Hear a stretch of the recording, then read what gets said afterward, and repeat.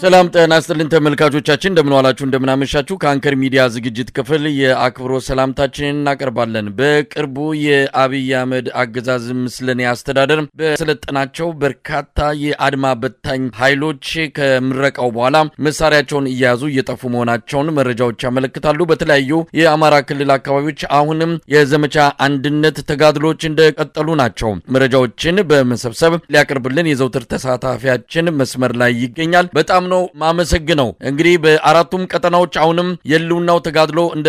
ቀጠለ መሆኑን የሚያሳዩ መረጃዎች እየወጡ ናቸው ያሉት እስቲ በቀደም ተከተል ብታቀርብልን አመሰግናለሁ መሳይ እንግዲህ እንደሚታወቀው በአማራ ፋኖ እየተደረገ በሚገኘው ዘመቻ አንድነት ይሄው እስከ ዛሬ በድል ታጅቦ እንደቀጠለ ይገኛል በርግጥ የአንዳንድ የአማራ ፋኖ አደረጃጀት አመራሮች ውጊያው ከሞላ ጎደል እየተጠናቀቀ እንደሆነ በተለያዩ ሚዲያዎች የዘገቡበት ቢሆንም ነገር ግን አሁንም በተለያዩ የአማራ ክልል አካባቢዎች ትኩስና በጣም አደገኛ ውጊያዎች በፋኖ ኃይሎች ማጥቃት ተሰንዝሮ ከፍተኛ ድል ያገኙ ይገኛሉ በዚህ በተለይ በመንግስት በ15 ቀን ትጥቁን ብቻ ሳይሆን ሱሪውንም ጨምሬ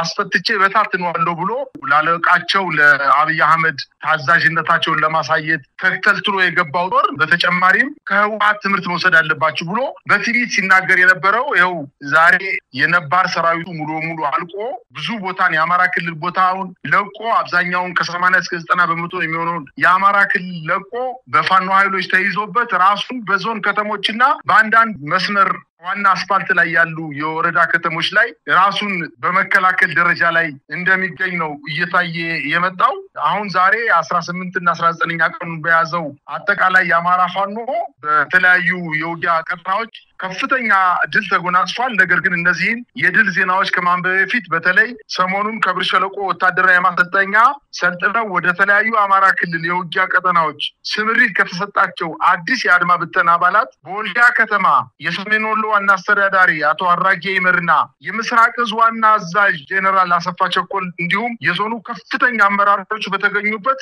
አቀባበል ተደርጎላቸው ወደ ስምሪት ቀጠና ሲንቀሳቀሱ ከ50 በላይ አባላት በአንድ ቀን ከነሙሉ ጥቃቸው በአቅራቢያው ለሚገኙ የፋኖ አደረጃጀቶች ጋር ተቀላቀሉ የተቀላቀሉትን አድማ ብተና ኃይሎች የአማራ ፋኖ ወሎ እዝ ኮር 1 እና ኮር 2 ደማቅ አቀባበል አድርጎ በሰላም ተቀብሏቸዋል ይህ በእንዲህ እንዳለ ከፋኖ ኃይሎች ጋር የተቀላቀሉ የአድማ ብተና አባላት የወሰዱት እርምጃና በቀጣይም ከዱ ይችላሉ በሚል የቀሩት የአድማ ብተና አባላት በአገዛዙ ጦር ትጥቃቸውን እንዲፈቱ ተደርገው በካምፕ ተጠርንፈው በጥበቃ ስር እንደሚገኙ ለማወቅ ተችሏል እንዲሁም በዛው አካባቢ ዘመቻ አንድነት በወሎ ቤት አማራ ግንባር የውባንታ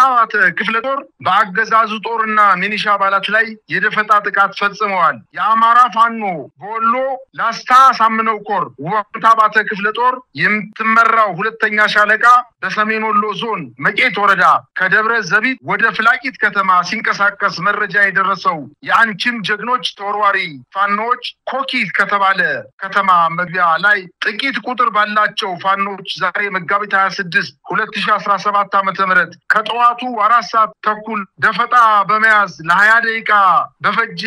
ፈጣን ኦፕሬሽን በአገዛዙ ጥምር ጦር አባላት ላይ እርምጃ በመውሰድ ከፍተኛ ቁጥር ያለው ሙትና ቁስለኛ በማድረግ በአንድ ፓትሮል መኪና ላይ ጉዳት በማድረስ በወገን ላይ ምንም አይነት ኪሳራ ሳይደርስ ጠላትን ወደ መጣበት አሳፍረው መልሰውታል እንዲሁም ዘመቻ አንድነት በወሎ ተጠናክሮ በቀጠለው ዘመቻ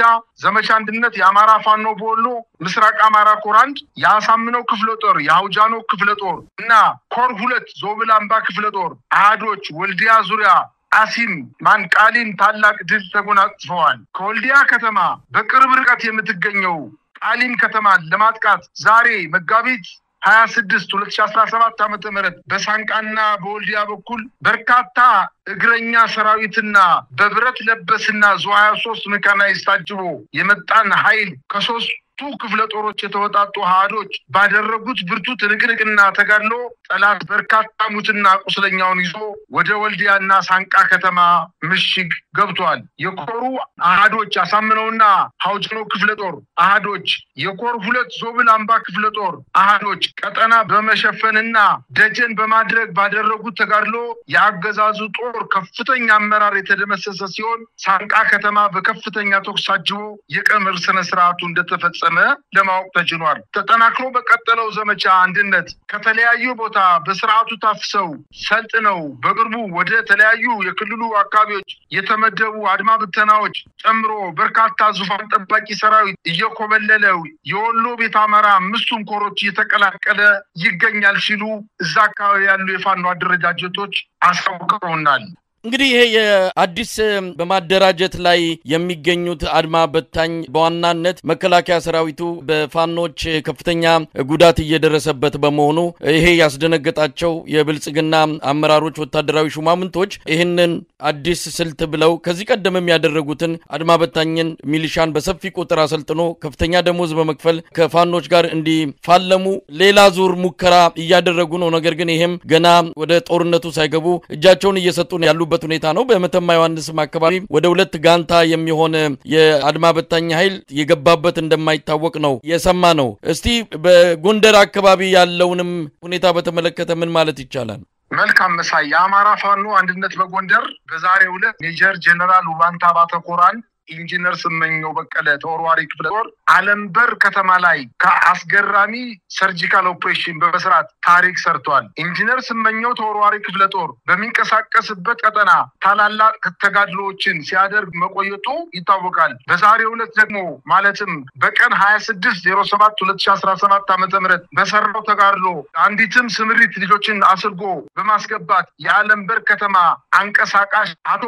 መልካለም ቢሰጥ የተባለ የቀበሌ አስተዳዳሪ ከና አጃቢዎቹ በመደምሰስና የታጠቁትን ትጥቅ ሙሉ በሙሉ በመማረክ አለምበር መሃል ከተማ ድረስ ዘልቆ በመግባት ታሪክ ሰርቶ ወጥቷል። በሻለቃ ሱባለውና በሻለቃ በየነ በሚመራው ልጆቹ የተሰራው ኦፕሬሽንም የመጀመሪያ እንዳልሆነና የክልሉ ተወላጅ ሆነው የገዛ ህዝባቸውን የሚገሉና የሚያስገድሉ የብልጽግና ምስለኔ አመራሮች ላይ የሚወስደውን እርምጃ ተጠናክሮ እንደሚቀጥል የክፍለ ጦሩ አመራሮች አያይዘው ተናግረዋል። በዚህ አጋጣሚ የክልሉን ህዝብ ለመግደል በአዲስ መልክ ሰልጥናችሁ ለስምሪት ወደ ዞኑ ለመጣችሁ አድማ ብተና አባላት ሳያፍናችሁ ትጥቃችሁን ሳይወስድባችሁ ወደ እኛ በፍጥነት ተቀላቅላችሁ ከተገፉት የአማራ ህዝብ ጎን በመቆምና በመዋጋት የአዲሷን ኢትዮጵያ መሰረት ለመሆን የበኩላችሁን እንድትወጡ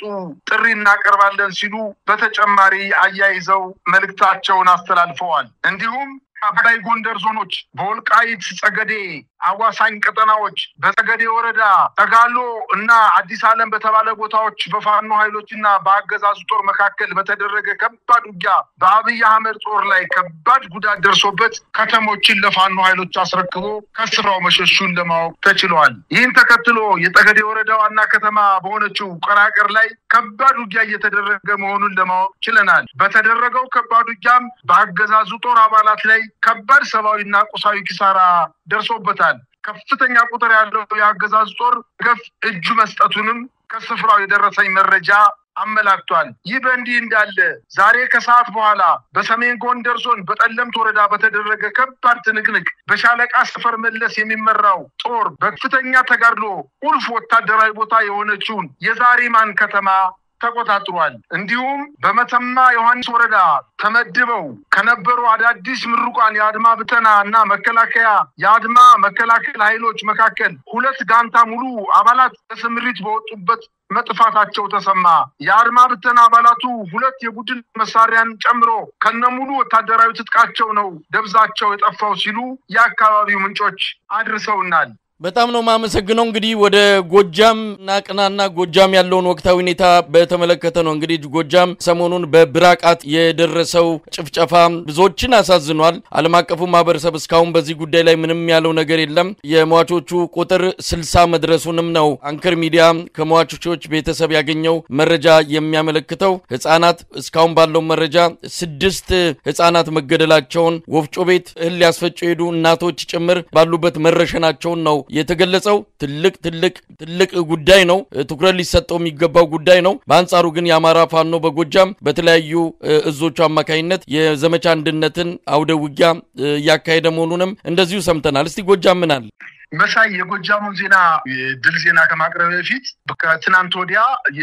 የአማራ ፋኖ ጎጃም እዝ በአጠቃላይ አራቱም አደረጃጀቱ በጋራ በሰጡት ጋዜጣዊ መግለጫ ላይ ይህ የመጨረሻ የሚያነባ ትውልድ ነው ብለው ነበር እውነት ነው አሁን የአማራ ህዝብ እንባ ላይ ነው ለቅሶ ላይ ነው ሞት ላይ ነው ስደት ላይ ነው መከራ ላይ ነው ይሄ ግን በቅርብ ጊዜ የሚቋጭ መሆኑን እነሱ ምልክት ሰጠውናል እነሱ እናቶቻቸውን ሴት ልጆቻቸውን ከመደፈር ለመከላከል እናቶቻቸውን ልጆቻቸው ሲሞቱባቸውና ለልጆቻቸው መከላከል ሲያረጉ በወፍጮ ቤት እንደተቀመጡ በሆስፒታል ውስጥ ወላድ ማዕከል ውስጥ ገብተው በድሮንና በከባድ መሳሪያ ሲሞቱ የማያዩ ጀግና ያማራ ወጣት ኃይሎች ወደ ጫካ ገብተው ጦርና ጎራዴ ይዘው ቁመ ጠብቀኝ ይዘው ዛሬ ከመከላከያ ያልተናነሰ ከባባድ መሳሪያ የቡድን መሳሪያ ታጥቀው የመከላከያ ኃይሉን ብቻ ሳይሆን አጠቃላይ የክልሉን ምስለን ያስተዳደር ጨምሮ ሙሉ በሙሉ አፍርሰውታል ዛሬ የሚቀረው ፈረስ ሲሞት እግሩ መጨረሻ ላይ እንደሚፈራገጠው የክልሉ መንግስት ምንም ውጊያ ልምድ የሌላቸውን የአማራ ወጣቶችን እንዲሁም የኦሮሚያ ልዩ ኃይል የመከላከያ ልብስ ማልበስ ከፍተኛ ፍጅት እንዲፈጸም በክልሉ ከፍተኛ ጥላቻ ተሰብኮ ወደ ክልሉ የገባው የኦሮሚያ ልዩ ኃይል በተለያዩ የአማራ ክልል አካባቢዎች ላይ ከፍተኛ የዘር ፍጅት እየፈጸመ ነው ይሄ በአጋጣሚ የተደረገ ሳይሆን ለበርካታ አመታት በወታደራዊ ስልጠና ማዕከላት ልክ እስራኤል ሀገር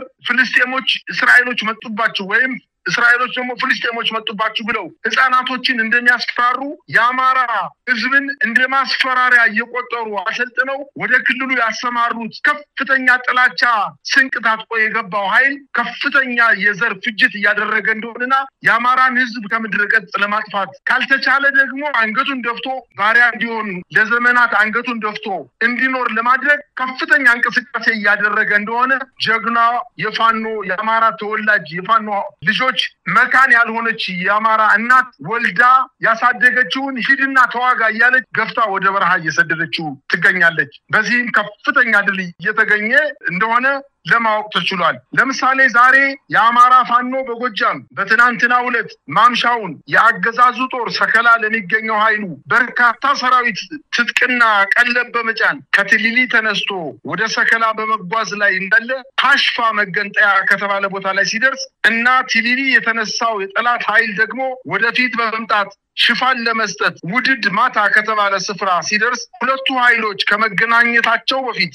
የጊዮንና የሰከላ ብርጌዶች ባደረሱበት ከባድ ምት ያሰበው ሳይሳካ በከፍተኛ ክሳራ ተበታትኖ ተመልሷል በተደረገው ከባድ ትንቅንቅ በጠላት ኃይል ላይ 12 የሚበልጡ የተደመሰሰ ሲሆን ከ5 በላይ ምርኮኛ ተገንቷል ከ10 በላይ ክላሽም እንዲሁም ከ2000 በላይ የብሬን ጥይት 5 ሙሉ ሳጥን የድሽቃ ጥይት አሁን እጃቸው ላይ እንደገባ የደረሰ መረጃ ያመለክታል ተቆጥሮ ያላለቀ በርካታ የክላሽ ጥይትም እንደዚሁ ለከሰራዊቱ እጅ ተነጥቆ ለፋኖ ኃይሎች እጅ እንደገባ ደረሰኝ መረጃ ያመለክታል በዚህ ውጊያ መሳይ የተደረገው ውጊያ ያገዛዙ ጦር በጨለማ ራሱን ተገማድረግ ፀሐይ ከገባ በኋላ እንቅስቃሴ ስላደረገ ምናልባትም የቦታው የቆሰለው የተማረከውና የተገኘው ስንቅና ትጥቅ ሊጨምር እንደሚችል ያመለክታል ይህ በእንዲህ እንዳለ የአድማ ብተና ኃይል የተመታውን የአብይ አህመድ ጦር ለማገዝ ከትሊሊ ወደ ሐሽፋ የተንቀሳቀሰ ቢሆንም ውጊያው የተበላሸና ከአቅሙ በላይ በመሆኑ ወደ መጣበት ትሊሊ ያፈገፍግ ችሏል ውጊያው ፀሐይ ከገባ በኋላ የተካሄደ በመሆኑ ቅድም እንደጠቀስኩልህ በርካታ የሞትና የቁስለት መጠን ሊጨምር እንደሚችልም ከስፍራው የፋኖ ዘመቻ መኮንኖች ተናግረዋል ይህ በእንዲህ እንዳለ ዛሬ ከሰዓት በኋላ በፍኖተ ሰላም ከተማ እና በዙሪያዋ በሚገኙ የገራይ የወዳንሽና መንዝ ቀበሌዎች ላይ ከፍተኛ ውጊያ እየተደረገ እንዳለና ውጊያው እስካሁን ድረስ እንዳልቆመና የተገኘው ድልና ያገኙት ምርኮ ሞትና የሰውና የሰባዊና ቁሳዊ ክሳራዎችን ማወቅ እንዳልተቻለ ተመላክቷል በጣም ነው ማመሰግነው እንግዲህ መጨረሻው በሸዋ ያለውን የዘመቻ አንድነትን መረጃዎች ይሆናል በሸዋ ምን አለ በሸዋም እንዲሁ በርካታ አውዶቂያዎች ሲፈጸሙ ውለዋል። ከነዚህ መካከል ለተከታታይ ቀናት በዘመቻ አንድነት ሲሳተፍ የነሰነበተው የአማራ ፋኖ በሸዋ ከሰም ክፍለ ጦር ኃይለ ማርያም ማሞ ብርጌድ ሀገር ማርያም ከሰም ወረዳ በኮርማሽና በአካባቢው በተንቀሳቀሰው ያገዛዙ ጥምር ጦር ላይ ለሶስት ተከታታይ ቀናት በወሰደው መብረቃዊ ጥቃት በአገዛዙ ጦር ላይ ከፍተኛ ሰብአዊና ቁሳዊ ኪሳራ የአማራ ፋኖ በሸዋ ከሰም ክፍለ ጦር ኃይለ ማርያም ማሞ ብርጌድ ሚኒሊክ ሻለቃ አንደኛና ሁለተኛ ሻለቆች የተውጣጡ ኃይሎች በተሳተፉበት በዚህ ልዩ ኦፕሬሽን በዘንቦበር ንብጌ እና ታቀሰውን ኃይል በከፍተኛ ሁኔታ የተመታ ሲሆን ያገዛዙ መከላከያ 15 ሚኒሻ 7 ለመግደል ችለዋል። በተጨማሪም 19 ያገዛዙ መከላከያ ቁስለኛና ለጊዜው ቁጥሩ በውል ያልታወቀ ሚኒሻ ቁስለኛ ሆኗል። ያገዛዙ ጥምር ጦርም ዙ 23 ቢኤም ሞርተርና የመሳሰሉትን በዘፈቀደ በመተኮስ በንጹሃን ዜጎች ላይ ሲወረውር ውሏል። በተለይም ኮርማሽ ከተማ ለተወሰነ ደቂቃ ገብቶ የነበረው የአብይ አህመድ ቡድን ፍርድ ቤት፣ ጤና ተቋም፣ ትምህርት ቤትና የግለሰቦችን ንብረት ዘርፎ ተመልሷል። በዚህ አይነቱ ልዩ በሆነ ኦፕሬሽን በአካባቢው የሚኖሩ አባት አርበኞች በንቃት የተሳተፉ ሲሆን በአዋሳኝ የኦሮሚያ ክልል አምቡር አካባቢ የሚኖሩ አማራዎች ላይ ከፍተኛ ወከባ እየተፈጠረባቸው እንዳለ የመረጃ እስከተጠናከረበት ጦርነቱም እንደቀጠለ ይገኛል ሲሉ የአካባቢው ምንጮቻችን አድርሰውናል። እንግዲህ የሸዋን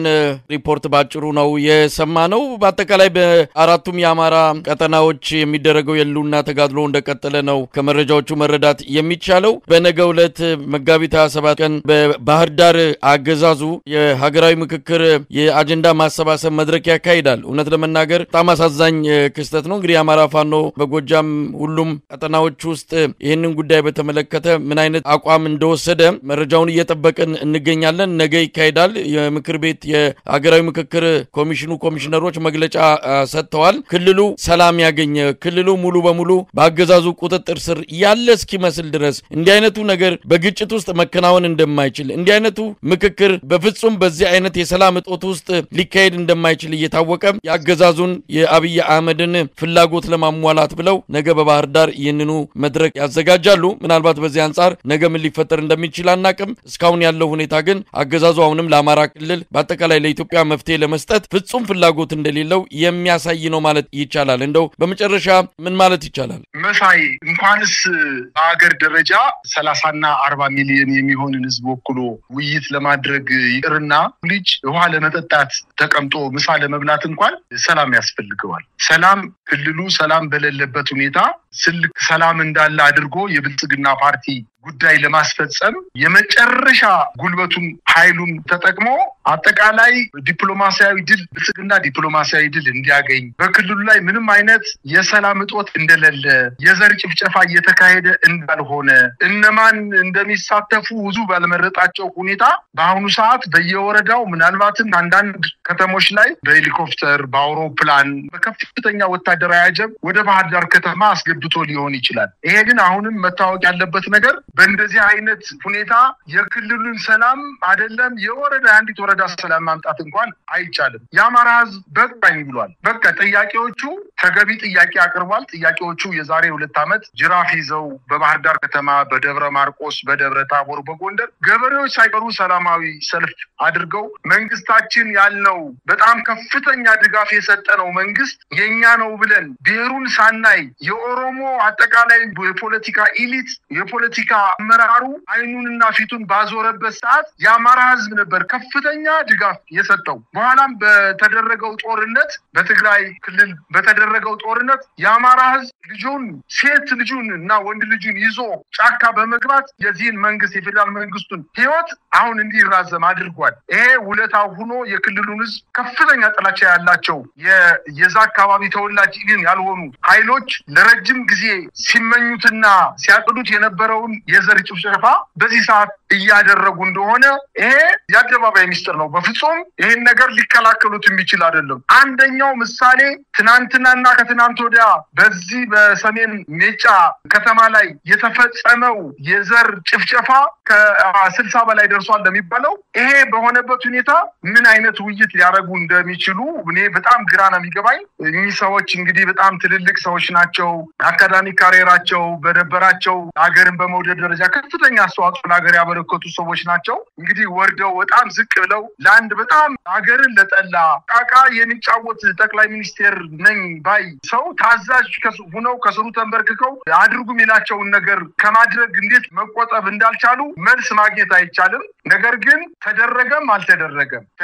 አልተደረገም በአማራ ክልል ያለው ሰላም ሊመጣ የሚችለው በልጆቹ በፋኖች ብቻ እንደሆነ የአማራ ሕዝብ ጠንቅቆ ያውቃል። ሽፋን ይሰጣል፣ ቀለብ ያቀርባል፣ አብሮ ይሞታል፣ አብሮ ይቆስላል፣ አብሮ በጅምላ ይፈጃል። ትርፍ ህይወት የሚኖርበት ምንም ምክንያት የለም። የአማራ ገበሬ የፋኖ ልጆቹ ሲሞቱበት እሱም አብሮ እየሞተ እንደሆነ በደንብ አርጎ ጠንቆ ስለሚያውቀው አባት አርበኞች ሳይቀሩ ከፋኖ ኃይሎች ጋር ፊት ለፊት እየተዋጉ አንድ ላይ ከፋኖ ኃይሎች ጋር ነው የመከላከያ ኃይሉን ፊት ለፊት እየተጋፈጡ እንደሆነ የአባት አርበኞች ማረፍ የሚገባቸው መከበር የሚገባቸው ዛሬ በዱር በገደሉ ከወጣት ፋኖ ልጆቻቸው ጋር አብረው ውጊያ ላይ እየተሳተፉ እንደሆነ ይሄ አንድ ምሳሌ ነው። ከውጊያ ከማሸነፍ ውጪ ሌላ አማራጭ የለውም። የአማራ ሕዝብ የትኛውንም አይነት በጀት መድቦ የትኛውንም በእንጀራ በገንዘብ በተለያየ መደለያ ወደ ባህር ዳር ተሰብስቦ የብልጽግና ፓርቲ የወረዳ መዋቅርን የተለያዩ አደረጃጀቶችን